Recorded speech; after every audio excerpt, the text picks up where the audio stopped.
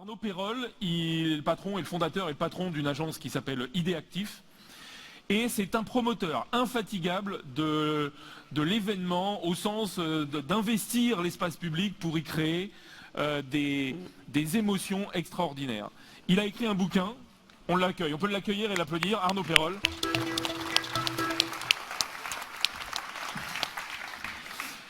Arnaud, effectivement, il a écrit un bouquin qui s'appelle le livre du live, pardon, que je voulais vous présenter mais que j'ai oublié dans ma chambre d'hôtel, désolé Arnaud, et que je vous invite à lire.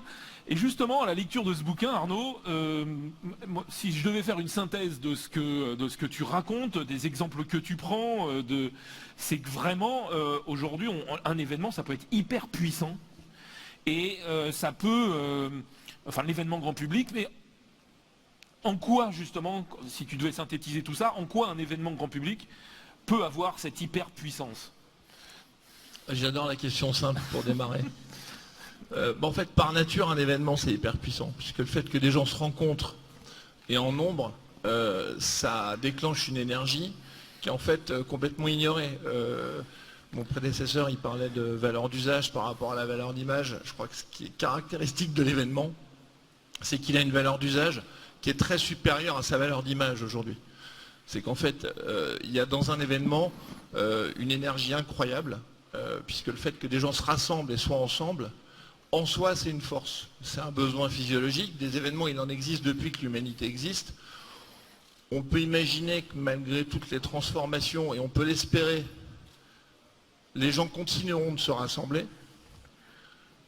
Simplement, on vit une période qui est très particulière.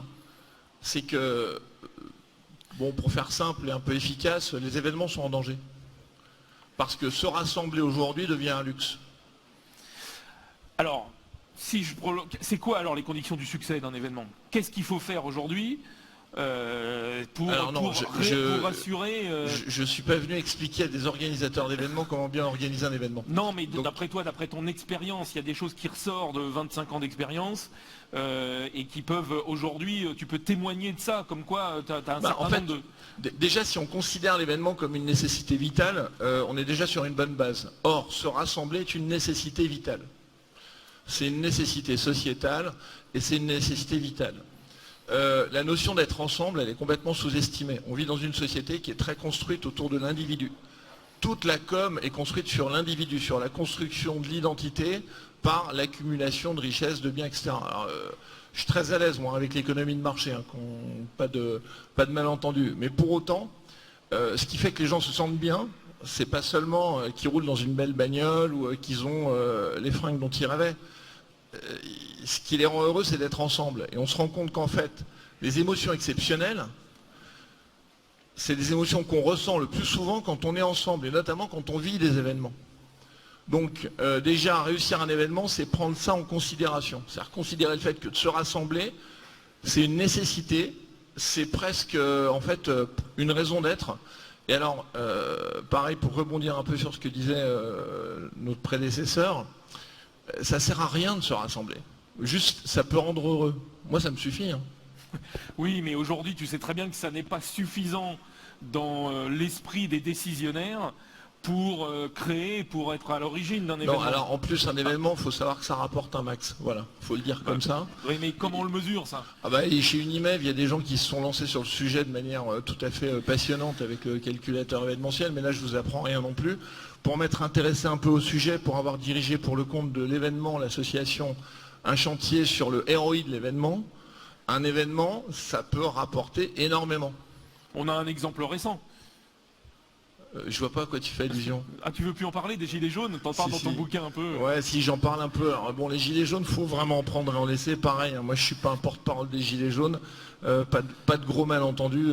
Et le prix humain, notamment, de ce mouvement est quand même assez catastrophique. C'est-à-dire qu'il y a quand même eu énormément de gens qui sont morts dans ce mouvement pour des raisons complètement cons. Donc, petit paramètre, réussir un événement, c'est déjà prendre en considération le fait qu'en effet, c'est un travail, alors peut-être pas de virtuose, mais de gens très compétents, ça c'est sûr. Maintenant, sur les gilets jaunes, oui, il y a 3 idées qui sont assez rigolotes, au moins sur la première mi-temps. C'est qu'ils ont eu un symbole incroyable, le gilet, bon, qu'ils ont eu un lieu de rassemblement qui se sont accaparés, qui est le rond-point. C'est-à-dire que maintenant, on ne peut plus passer sur un rond-point sans penser aux gilets jaunes, au moins pour quelques mois, quelques années. Et qu'ils avaient un rendez-vous hebdomadaire qui était le samedi, avec une idée fixe, c'était de prendre les Champs-Élysées. Bon. Alors pour la première mi-temps, c'est assez rigolo, parce qu'après tout, on peut considérer qu'ils ont peut-être obtenu des choses. Après, ça s'est franchement gâté. Et donc là, on a plutôt la démonstration de ce qu'il ne faut pas faire quand on se rassemble. Avec des bons résultats, là, avec un ROI assez extraordinaire. Oui, bah, si on en juge, alors la déclaration du président de la République sur, je crois que c'était l'enveloppe de 10 milliards qui était votée. Alors pour ma part, moi je suis patron de PME, donc je sais qu'il l'a payé, puisque je fais partie des gens qui ont payé un petit bout des 10 milliards en filant une prime à mes salariés, en toute lâcheté absolue, puisque je ne voulais pas les avoir sur le dos à la fin de l'année, et que j'ai cru à ce mythe de la défiscalisation, etc., etc. Enfin bon, voilà, oui. En effet, le ROI était bon. Est-ce qu'aujourd'hui, quand on va sur l'espace public, qu'on décide de se rassembler, est-ce qu'il faut un symbole, est-ce qu'il faut un lieu, et est-ce qu'il faut une scénographie de l'espace? C'est ça aussi peut-être les raisons. Pour se rassembler, il n'y a besoin de rien, sauf d'avoir envie d'être ensemble. C'est ça qui est génial. La base, c'est celle-là. Et en fait, c'est la donnée principale. Alors après, maintenant, c'est pas qu'il faut, c'est qu'ensuite, il y a moyen d'en faire quelque chose. Ce qui est clair, c'est que nous, ce qu'on a pu mesurer, moi, je dirige une agence qui produit des événements. Donc je me suis un peu senti concerné par l'idée de savoir, j'en avais un peu marre d'entendre parler de ce que ça coûtait, parce que dans les services achats maintenant auxquels on a affaire, on entend énormément parler de ce que ça coûte. Et en effet, depuis 2015, ça ne va pas en s'arrangeant, puisqu'on a des normes de sécurité qui sont absolument draconiennes, plus une espèce de psychose sur l'événement et qui aurait tendance à polariser l'action terroriste, alors que pas du tout. Il n'y a pas besoin de se rassembler dans un événement pour être en danger dans notre société aujourd'hui. Donc tout ça m'a inspiré l'envie de dire, ok, est-ce qu'on peut mesurer ce que ça rapporte? Et en fait, on se rend compte que nos chers clients, les annonceurs, le mesurent très très bien. Parce qu'ils investissent déjà beaucoup d'argent dans les événements. Et en fait, on se rend compte qu'il y a tous les outils pour mesurer l'efficacité de l'événement, mais pas seulement par sondage ou par sondage déclaratif sur ce que les gens ont ressenti d'avoir participé à un événement, etc., etc. Non, il y a même des gens comme Nielsen qui vendent très très cher des études qui déterminent le ROI d'un événement et l'impact d'un événement ou d'un dispositif événementiel dans une stratégie de marque et qui lui attribuent un rôle dans la progression des chiffres des marques. Et ils vendent ça très cher. Donc on s'est dit, bon, on va bosser avec eux, quoi, quand même, pour voir. Et on s'est rendu compte qu'il y a des scores qui sont absolument incroyables. Il y a ceux que vous connaissez dans les foires et salons, il y a ceux qu'on a aussi dans les événements grand public. Nous, sur certains scores, on est monté à 11 en termes de ROI. C'est-à-dire pour 1 euro investi, 11 euros de chiffre d'affaires généré. Donc ça fait en plus marcher l'économie. Les gens sont heureux de se rencontrer, heureux d'être ensemble, ils sont en liesse, ils s'amusent, ils s'éclatent, et en plus, ça les fait consommer. Moi j'ai une question juste par rapport à... J'ai regardé votre biographie et parcouru quelques mots de votre livre. On parle d'épanouissement parce que c'est un des mots qui est ressorti notamment dans le sondage. Dans ce phénomène d'ROI, alors c'est bien d'avoir des panélistes et autres, on revient très vite sur du quanti. Ça me rappelle la grande distribution où à l'époque tout était passé au crible des parts de marché. Voilà. La notion de bonheur, d'épanouissement en collectif, est-ce que vous pensez qu'il y a un travail à faire pour pouvoir le mesurer? Puisque c'est ce qui fait aussi le lien sociétal quand on organise des événements. Est-ce que ça peut dépasser le cadre du retour sur investissement financier? Parce qu'aujourd'hui, les grandes compagnies cotées au CAC 40 ont aussi cette logique RSE. Ce qui permettrait peut-être de sortir des sphères d'achat qui sont très très tableau Excel. Donc cet épanouissement personnel, ce fameux bonheur éphémère qu'on peut retrouver dans le rassemblement. Au lieu du ROI, on parle du ROE, le retour sur émotion. Ouais, il y a le quotient émotionnel. C'est-à-dire que, en fait, l'idée, c'est pas forcément de tout chiffrer à tout prix. C'est déjà de constater que, en fait, dans la vie, un individu, enfin, nos vies nous amènent à ressentir des émotions exceptionnelles. Alors bon, on vient au monde, je sais pas, on rentre en 6e, on passe le bac, on passe le permis, enfin non, ça maintenant ils s'en foutent, c'était de notre temps ça. On a son premier job, on se marie, etc., etc. Bon, ça génère des émotions exceptionnelles. Et puis il y a un truc, c'est que je pense que tout le monde ici, même sans être forcément amateur de musique, on se souvient tous du premier concert auquel on est allé, du premier match de foot ou de rugby auquel on est allé, et de l'émotion qu'on a ressentie à ce moment-là. Et en fait, cette émotion, on se rend compte qu'elle est exceptionnelle. Et qu'est-ce qu'on a nous constaté? C'est qu'en définitive, c'est la seule occasion qu'une marque, alors moi je parle d'une marque pourquoi ou d'une institution, c'est que ce sont les donneurs d'ordre, c'est-à-dire que c'est eux qui payent. Donc il y a 300 ans, on écrivait beaucoup de musique religieuse parce que c'est les évêques qui passaient des commandes aux musiciens, au-delà du fait qu'ils étaient évidemment très inspirés, croyants et tout ça. Alors nous on travaille pour des marques, des institutions, donc on se préoccupe de savoir comment est-ce qu'un événement peut leur être utile. En fait, on se rend compte qu'en scénarisant la relation d'une marque qui va intervenir dans un événement, elle peut capter les gens à un moment d'émotion exceptionnelle.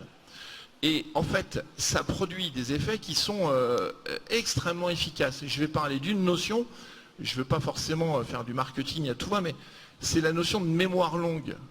C'est-à-dire qu'en fait, la pub, tout ce qu'on peut avoir sur les réseaux sociaux, ça va agir en immédiat. Donc ils en mettent des tonnes tout le temps, donc comme ça on est tout le temps dans l'immédiat. Pas génial en effet, si on pouvait optimiser c'est mieux. L'événement ça provoque quelque chose qui touche à la mémoire longue, on s'en souvient longtemps, on l'a vécu, et ça crée un lien très fort avec la marque qui vous a accompagné sur un événement, qui vous a permis de vivre quelque chose de fort, etc. etc. C'est bon, c'est ça qu'on a voulu, mais sauf que ça, en effet, vous le mesurez. Alors, moi j'ai abandonné l'idée de tenir ce genre de discours à un service achat. Hein. Service achat, c'est si on voit trop le service achat, c'est qu'en fait ils n'ont pas tant besoin que ça de nous. Parce que quand ils ont besoin de nous, étonnamment, les services achats, c'est plus un problème. Non, mais c'est aussi important de s'en souvenir de ça. Mais bon, voilà. Est-ce que tout ce qui se passe dans la société aujourd'hui, les mouvements sociaux, tu as parlé des gilets jaunes, on peut parler de MeToo, on peut parler de tous ces grands mouvements sociétaux importants qui remettent un peu un certain nombre de sujets au centre de la société. Est-ce que ça a un impact sur la manière de faire événement aujourd'hui?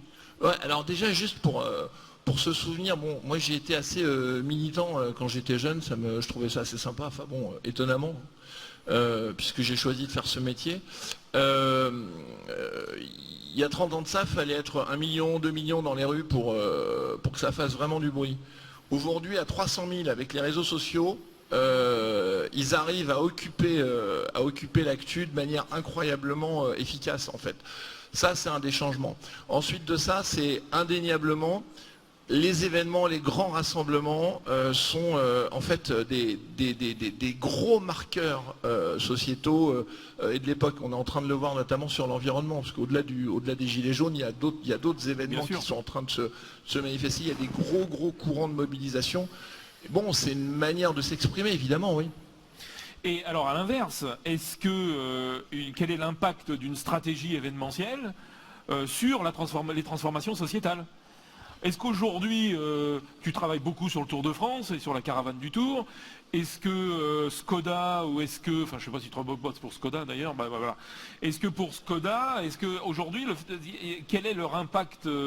Est-ce que toutes ces boîtes-là, quand elles vont vers un événement, quand elles utilisent l'événement grand public, quand elles vont investir l'espace public, est-ce qu'elles ont aussi dans leurs objectifs d'apporter du sens à la société et à leur environnement? Alors en fait, bon, moi j'ai un petit point de vue sur la question, c'est-à-dire que le rôle citoyen d'entreprise, il est réel, il est indéniable, c'est un style, plus que le sens. Le sens de l'entreprise, au risque de manquer un tout petit peu de, je sais pas, d'enthousiasme, ça reste quand même de générer du profit et de fonctionner. C'est-à-dire que basiquement, et ça va très bien à tout le monde.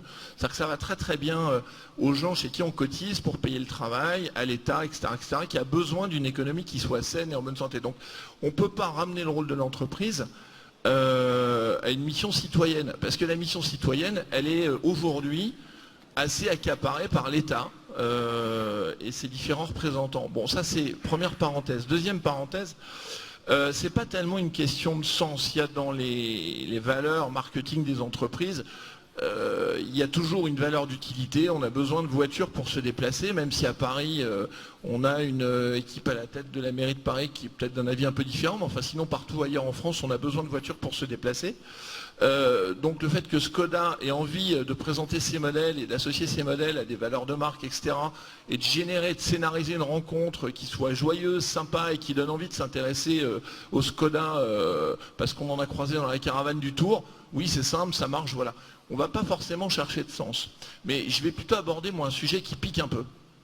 c'est l'empreinte écologique que laisse un événement, par exemple. Parce que quand on parle d'une entreprise citoyenne qui investit massivement dans un événement, il y a des gens assez peu inspirés dans la manière de le dire qui disent « Ah ouais, non mais vous polluez, vous foutez la merde, vous en mettez partout, etc. etc. » J'ai vu un article dans le journal du dimanche sur les 18 millions de goodies distribués sur le Tour de France. Voilà. Alors, avec, en fait, bon, alors le préalable à ça, c'est que on ne peut pas opposer une nécessité environnementale, on ne peut pas empêcher les gens de se rassembler simplement parce que ça pollue. C'est pas vrai. Le fait de se rassembler, c'est un droit, un privilège, une nécessité vitale et physiologique. Pour autant, on n'est pas obligé de tout saloper quand on passe quelque part. Mais ça fait quand même partie du jeu, donc on en tient compte. Donc en ce sens, le message sous-jacent, au-delà du message commerçant, c'est la manière dont on aborde un événement. Bon, bah, typiquement sur la caravane du Tour aujourd'hui, on a de plus en plus de véhicules hybrides, de véhicules électriques. On travaille sur la fabrication, la conception de nos décors avec des résines végétales. On a des normes de plus en plus exigeantes en termes de consommation, de pollution, etc. Sur l'aspect social, alors par contre on est au top parce qu'on fait travailler plein de gens. L'événement c'est extraordinaire, ça fait travailler énormément de gens. C'est bien pour ça que l'inspection du travail s'intéresse tant à nous, hein, c'est qu'on fait bien travailler beaucoup de monde, donc forcément ils ont des clients. Mais ce que je veux dire c'est que c'est vraiment dans cet esprit-là qu'on travaille. En fait, il y a une valeur déjà de fonctionnement, de diminuer l'empreinte, alors avec un petit point sensible qui est les emballages plastiques. Bon, bah, faut savoir qu'on commence à travailler sur des produits qui sont stockés en vrac, avec de la distribution en vrac pour éviter les emballages plastiques, etc. etc.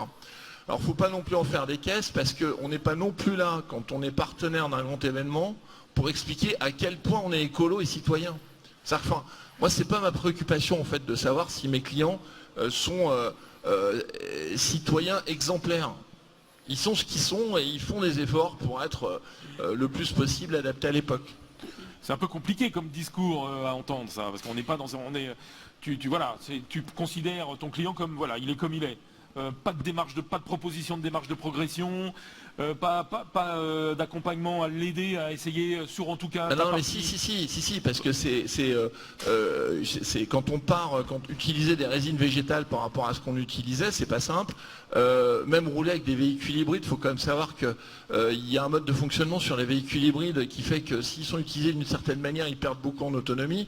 Donc nous on a des problématiques de refaire le plein, etc. Non, c'est pas simple, ça coûte plus cher, enfin, mais on le fait. On le fait, mais on ne vient pas participer à un événement pour dire aux gens à quel point on est exemplaire et citoyen. On participe à un événement parce qu'on est heureux d'être là, et qu'après tout, et qu'on est heureux d'être ensemble, et que ça reste quand même en soi un objectif assez simple et assez sympa. C'est-à-dire qu'il faut quand même réussir à protéger ça. Moi j'ai une question très concrète, c'est que dans tout ce que vous embarquez dans l'organisation d'événements, il y a de toute façon fusion entre l'espace qui accueille, voilà, et l'organisation interne du commanditaire. Et à un moment donné, il doit y avoir fusion. On parle d'écologie, gestion des déchets et autres, c'est que ça doit matcher tout ça. Et de votre côté, quels sont les grands acteurs qui peuvent contribuer à ce que cette fusion laisse trace pour le territoire qui accueille, et y compris au niveau de la marque, qui apporte une contribution aussi dans l'évolution de ses pratiques.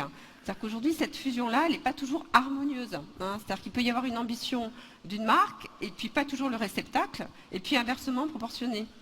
Alors bon, après, il y a différents éléments.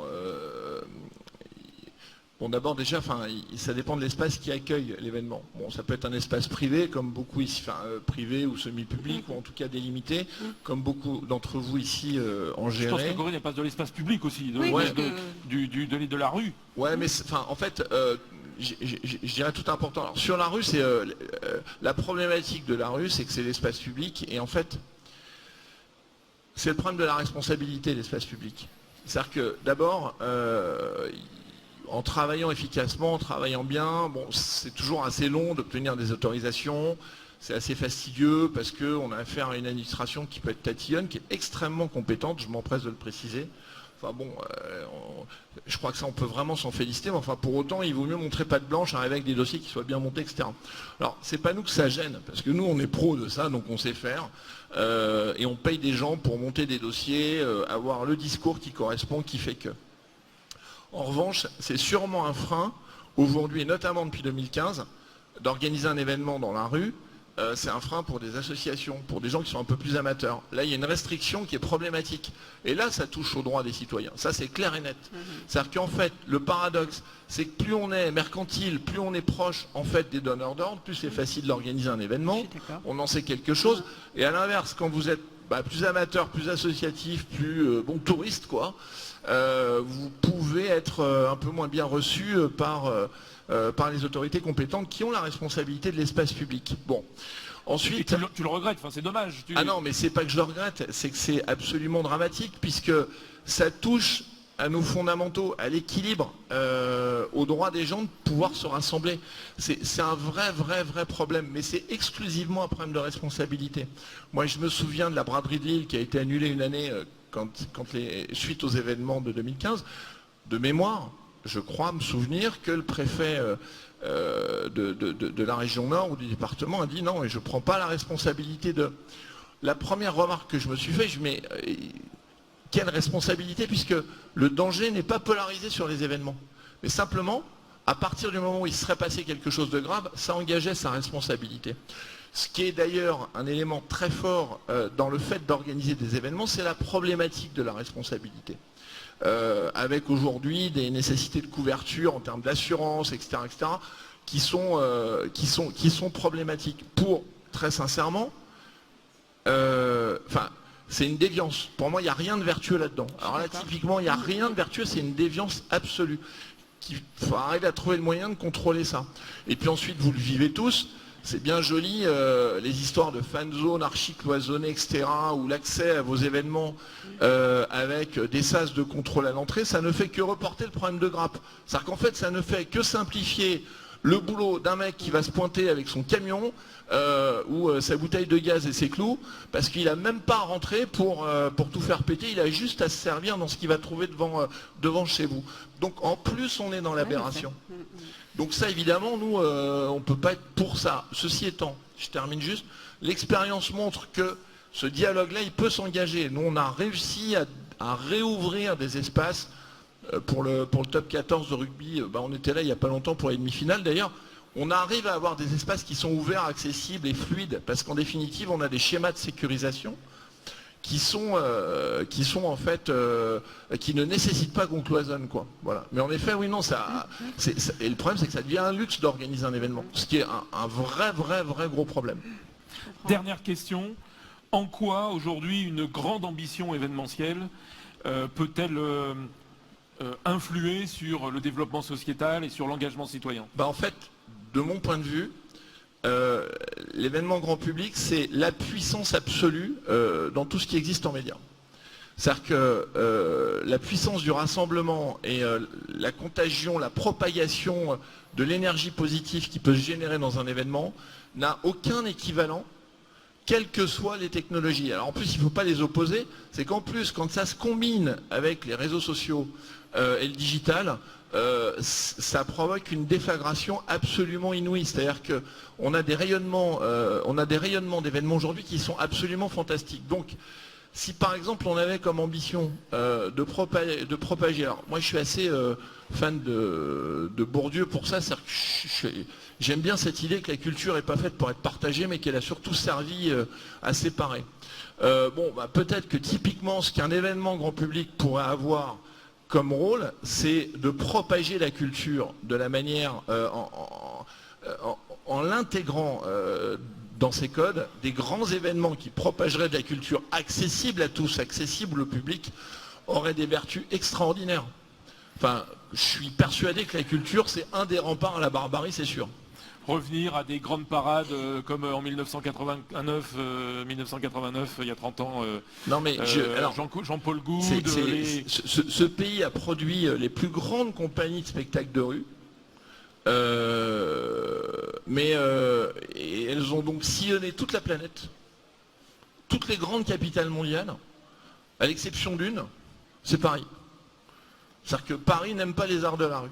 Et les arts de la rue, il ne faut pas les assimiler à quelque chose de pas très quali. Si on y intègre du talent, des moyens, de la virtuosité, comme vous l'évoquiez tout à l'heure, il y a moyen de générer des événements qui soient extraordinaires. Et là, je parle de Paris, mais il y aurait un vrai sujet sur la reconquête d'espaces qui sont abandonnés, qui sont les banlieues.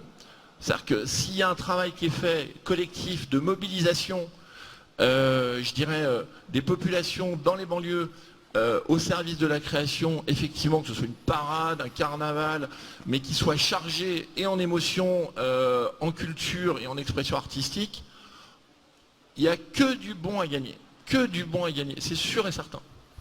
Merci Arnaud, merci de cette demi-heure avec nous.